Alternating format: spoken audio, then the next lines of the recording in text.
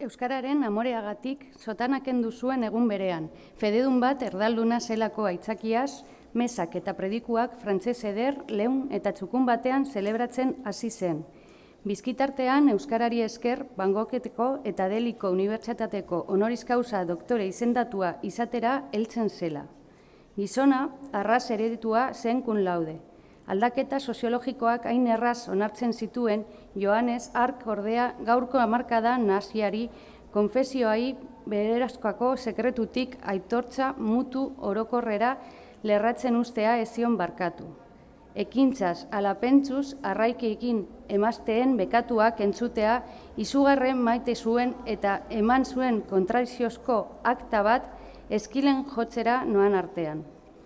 Jagoitik, zabalik, zeuden apesetxe eta biblioteka publikoetan kausatzen ahal ziren perrogei orrialdeko biliburuzka mamitsuaren idazlea zen Johannes. Jakintsuak ausarki frogatzen zuen famaren edukitzeko Euskal Herrian ez duela mentza bezala fantasia eta funtzik gabeko testu kometitzen tematzeak balio.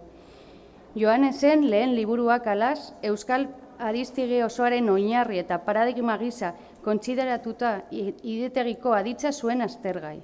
Bigarren obran aldiz, Euskal sinesmen zaharreko zaldikatze eroaren arketipoa emazteek beren artean kontatzen zituzten ipuinetan zertan finkatzen zen zehazki, hauan bilorik gabe azaltzen zuen.